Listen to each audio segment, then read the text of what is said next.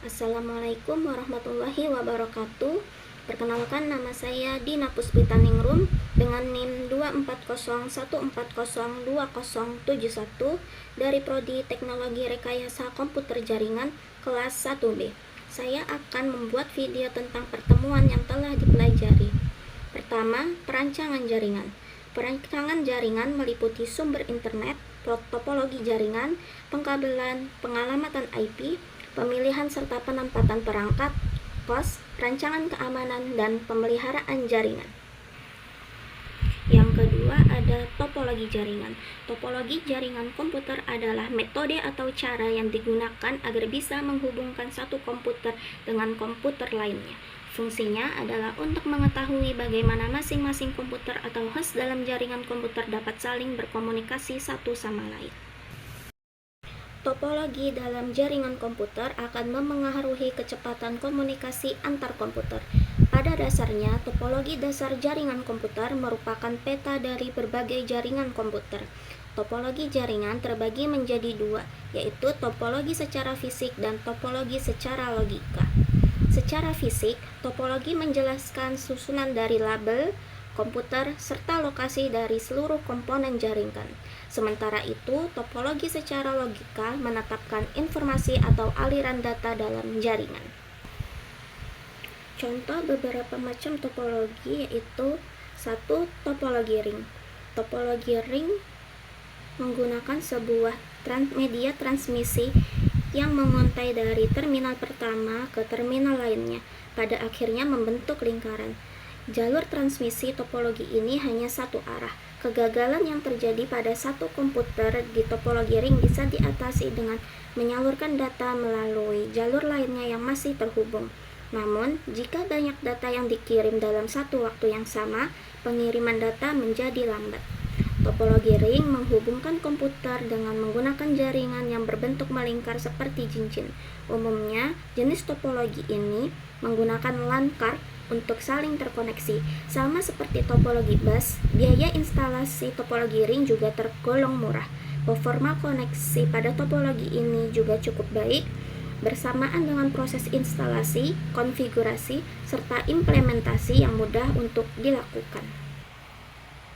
Kekurangan topologi ring terletak pada cukup tingginya peluang tabrakan arus data. Ketika terjadi masalah, troubleshooting jaringan terbilang cukup rumit. Begitupun ketika salah satu koneksi bermasalah, koneksi pada jaringan akan terputus. 2. Topologi bus. Topologi yang terdapat pada jaringan komputer jenis bus disebut backbone. Topologi ini menggunakan kabel koaksial yang dibentangkan dan komputer terhubung pada kabel tersebut. Sederhananya, terdapat satu kabel yang berfungsi sebagai media transmisi yang terbentang dari ujung ke ujung. Kedua ujung kabel tersebut ditutup dengan terminator yang biasanya memiliki ketahanan listrik 60 ohm. Penggunaan topologi bus pada jaringan komputer memiliki biaya instalasi yang murah. Selain itu, kerusakan yang terjadi pada satu komputer tidak akan memengaruhi komunikasi pada komputer lainnya. Jika kabel utama putus, maka seluruh komunikasi akan terputus. Topologi bus yang menggunakan kabel sangat panjang akan mempersulit proses pencarian penyebab gangguan. Jika ada banyak komputer yang sedang mengirim pesan, kemungkinan bisa menyebabkan kecepatan komunikasi menjadi menurun dan lambat. 3. Topologi star. Topologi jaringan komputer model star menggunakan sebuah alat yang bernama konsentrator. Alat ini dapat berupa hub atau switch yang menjadi pusat komputer dalam jaringan. Pengelolaan jaringan ini lebih mudah. Apabila terjadi kesalahan dalam komunikasi, maka akan mudah dicari, sebab setiap komponennya langsung terhubung ke simpul pusat. Kegagalan atau kesalahan pada satu komponen tidak akan memengaruhi komponen lainnya.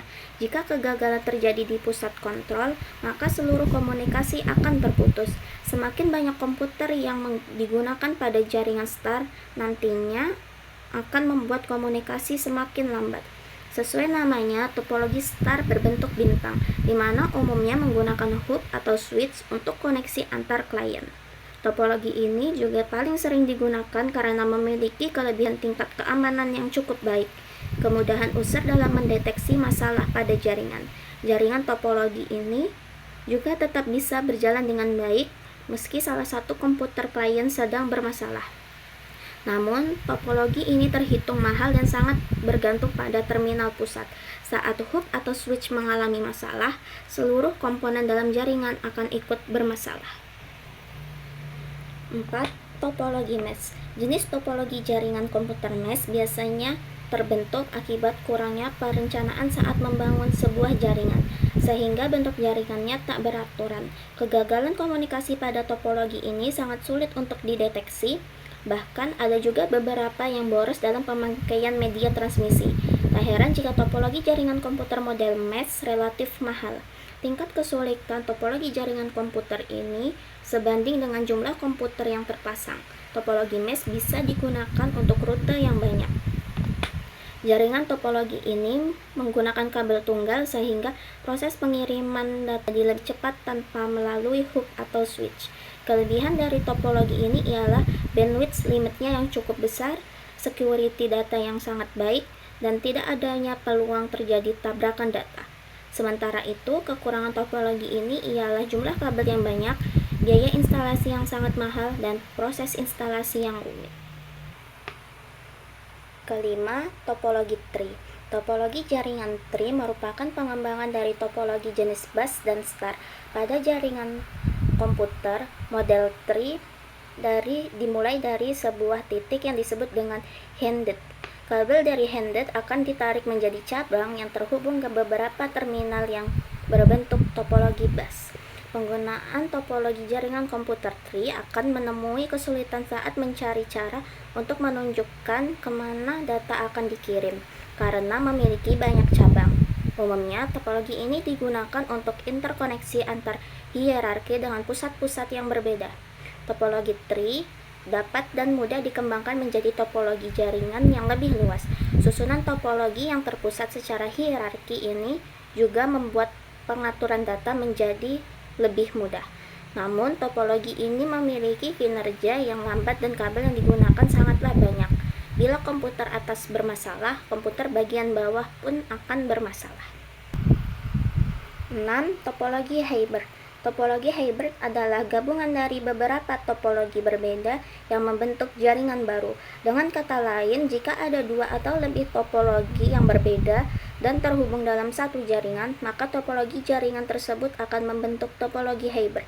Kelebihan topologi ini ialah bersifat fleksibel dan penambahan koneksi pada topologinya sangatlah mudah. Namun, proses instalasi memakan biaya yang banyak dan pengaturannya cukup rumit. Manajemen pada topologi ini pun sangat sulit untuk dilakukan. Yang ketujuh ada topologi peer-to-peer. Topologi ini sangatlah sederhana karena hanya menghubungkan dua komputer, sehingga biasanya hanya membutuhkan satu kabel untuk dapat berbagi data. Kelebihan topologi ini terletak pada biaya instalasi yang sangat murah, proses instalasi yang mudah, dan setiap komputer bisa berperan sebagai server ataupun klien.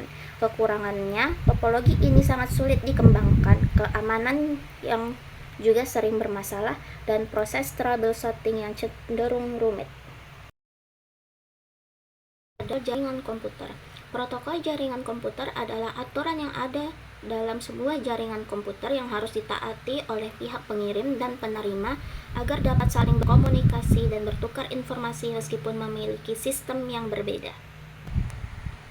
TCP atau Transmission Control Protocol adalah suatu protokol yang berada di lapisan transport, baik itu dalam 7 lapis model referensi OSI atau model DARPA, yang berorientasi sambungan, connection oriented, dan dapat diantelkan reliable. TCP dispesifikasikan dalam RFC 793. UDP User Datagram Protocol adalah salah satu protokol lapisan transport TCP atau IP yang mendukung komunikasi yang tidak andal, unreliable, tanpa koneksi, connectionless, antara host-host dalam jaringan yang menggunakan TCP atau IP.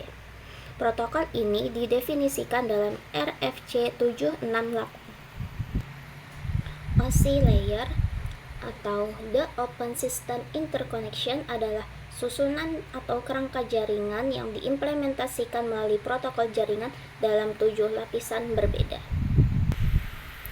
Lapisan-lapisan OSI layer ada 7, yaitu 1. Physical layer merupakan layer yang paling dekat dengan hardware alias perangkat keras jaringan secara fisik.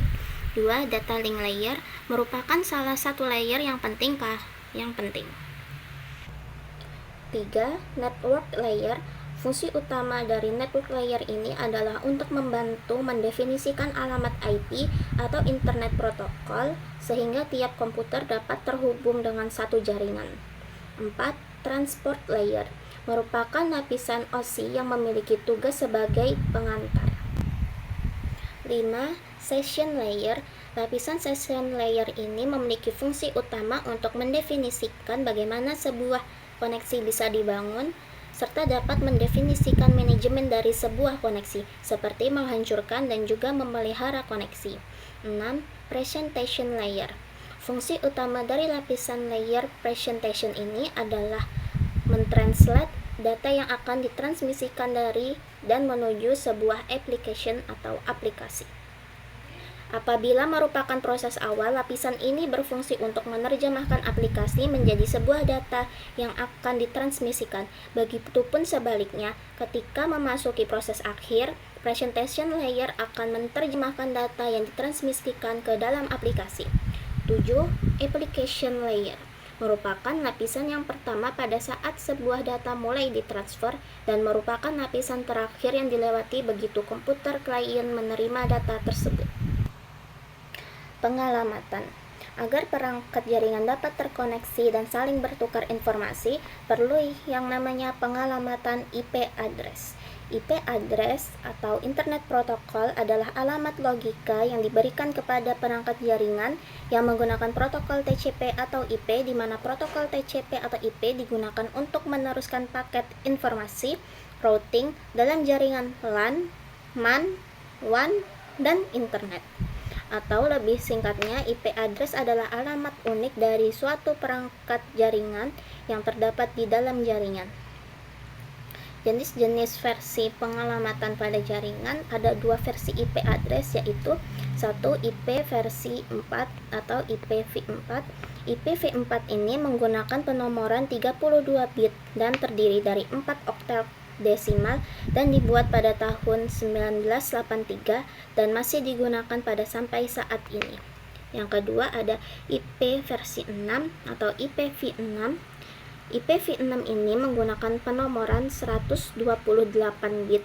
Dalam IPv6, alamat 128 bit akan dibagikan ke dalam blok berukuran 16 bit yang akan dikonversikan ke dalam bilangan heksadesimal berukuran 4 digit. Setiap blok bilangan heksadesimal tersebut akan dipisahkan dengan tanda titik 2. Dalam IPv4 atau IP versi 4, alamat IP address dibagi menjadi 5 kelas, yaitu 1 kelas A, 2 kelas B, 3 kelas C, 4 kelas D, 5 kelas E.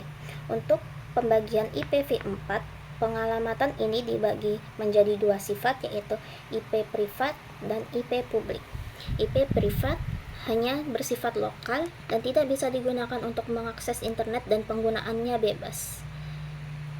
IP publik bersifat worldwide, bisa digunakan untuk mengakses internet namun penggunaan atau konfigurasinya tidak bebas, ada yang mengatur. 4. Perangkat keras pembentuk jaringan komputer. Yang pertama ada switch. Switch adalah perangkat keras jaringan yang berfungsi untuk memecah jaringan dari satu server menjadi beberapa klien dalam jaringan lokal. 2. NIC atau Network Interface Card. Network Interface Card fungsi utamanya adalah sebagai kartu jaringan untuk menerima koneksi internet, kabel, ataupun jaringan Wi-Fi. 3. Ada router. Router memiliki fungsi untuk menggabungkan beberapa jaringan sehingga si pemakai dapat mengirimkan paket data dari suatu jaringan ke jaringan lainnya. 4. Ada kabel jaringan. Kabel jaringan bisa diartikan sebagai salah satu media transmisi yang digunakan pada jaringan komputer agar setiap komputer atau perangkat yang tergabung dalamnya bisa saling berkomunikasi. Kelima, ada konektor. Fungsi konektor adalah sebagai penghubung kabel jaringan dengan NIC pada perangkat jaringan. Yang ada hub adalah jaringan yang memiliki fungsi untuk membagi jaringan dalam satu server. Biasanya hub banyak digunakan pada jaringan LAN. Yang ketujuh ada bridge. Bridge memiliki fungsi sebagai jembatan jaringan. Maksudnya, bridge ini bisa menggabungkan jaringan lokal ke dalam jaringan lokal lain yang lebih besar. 8. Access point. Access point memiliki fungsi untuk mentransmisikan sinyal wireless yang diterima dari router atau kabel jaringan, sehingga sinyal yang diterima oleh klien bisa lebih baik. 9. Repeater. Repeater adalah perangkat keras jaringan yang berfungsi untuk memperkuat sinyal. Dengan menggunakan repeater ini, sinyal yang lokasinya jauh bisa diperkuat lagi sehingga bisa terjangkau dengan jarak yang lebih luas. 10. Modem. Modem adalah perangkat jaringan yang memiliki fungsi untuk merubah sinyal analog menjadi digital dan sebaliknya. Perangkat end device adalah perangkat akhir dari sebuah alat komunikasi yang berhubungan dengan perangkat jaringan yang lain. Beda media transmisi yang mengirimkan data, maka beda pula perangkat akhir end device yang digunakan.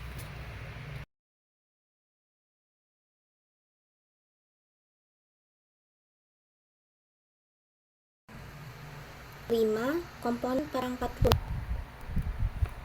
Perangkat lunak jaringan komputer merupakan salah satu hal yang sangat dibutuhkan oleh komputer agar komputer tersebut dapat berjalan sesuai dengan keinginan dari penggunanya. Software atau perangkat lunak dari sebuah jaringan itu sendiri memiliki beberapa fungsi, yaitu seperti untuk dapat melihat dan mengetahui tentang host mana saja yang terhubung di antara satu komputer dengan komputer lainnya, untuk dapat melihat data yang tengah berjalan dan beberapa fungsi lainnya. Contoh perangkat lunak jaringan yaitu 1. Sistem operasi.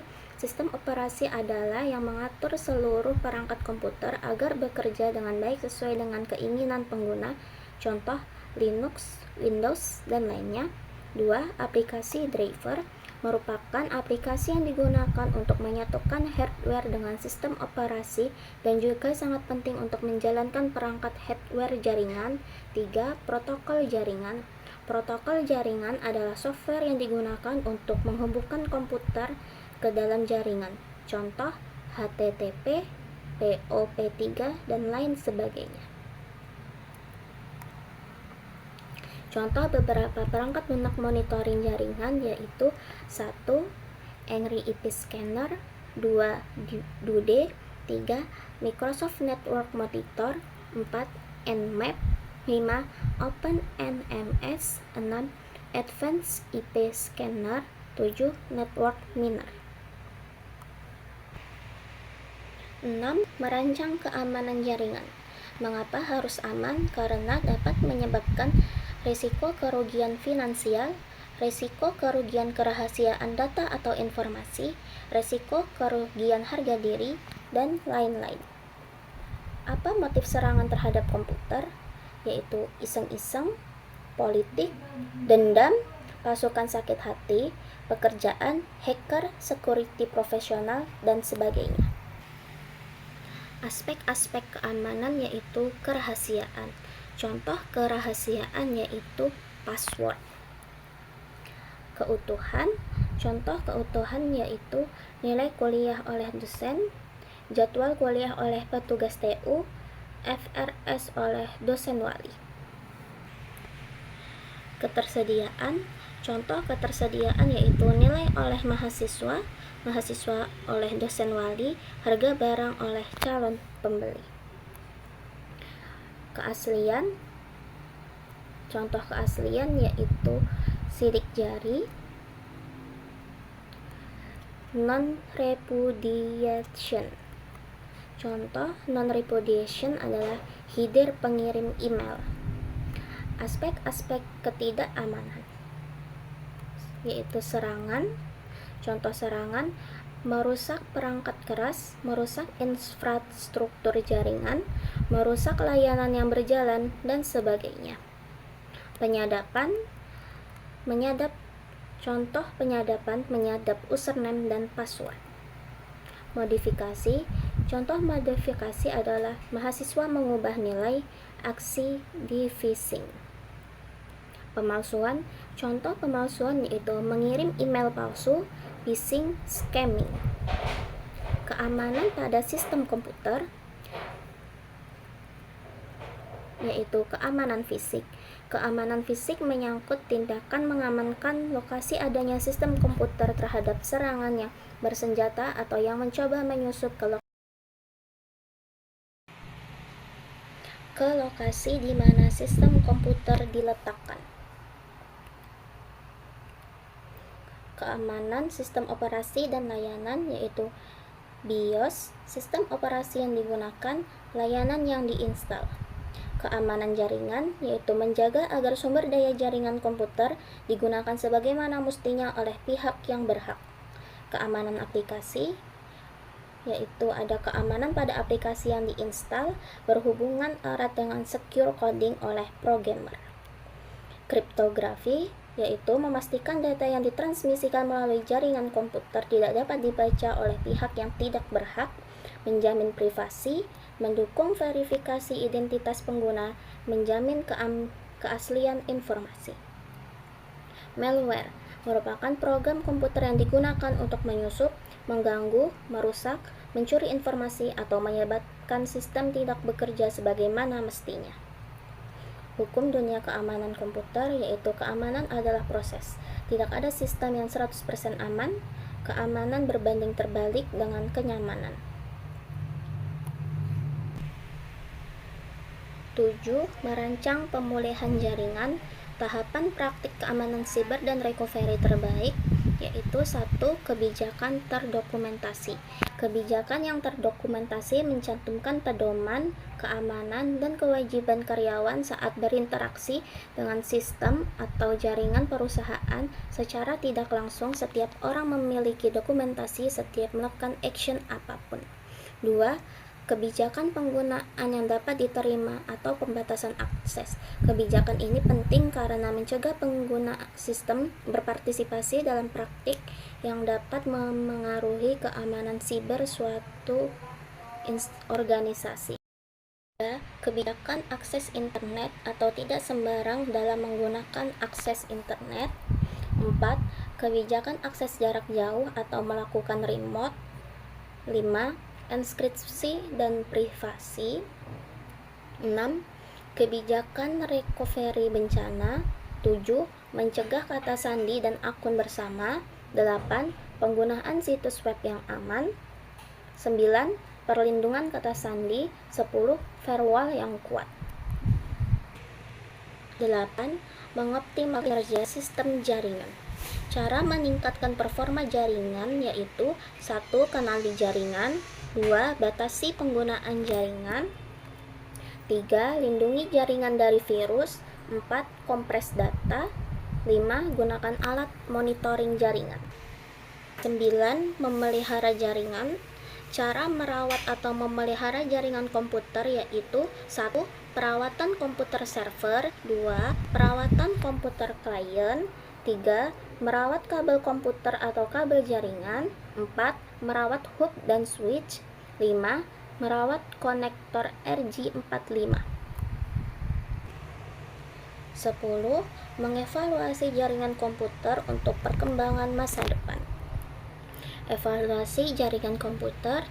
Munculnya teknologi masa depan merupakan salah satu bentuk perkembangan zaman yang terus berjalan semakin cepat. Meski memudahkan hidup manusia dan berdampak positif, namun hadirnya teknologi masa depan juga mampu menimbulkan pengaruh negatif. Banyak hal di masa kini yang dianggap akan musnah jika manusia menggunakan teknologi masa depan dengan kemampuan super canggih. Prediksi penggunaan komputer di masa depan yaitu 1. Bidang perbankan, 2. Bidang transportasi, 3. Bidang informasi dan komunikasi. Sekian video dari saya, kurang lebihnya mohon dimaafkan. Wassalamualaikum warahmatullahi wabarakatuh.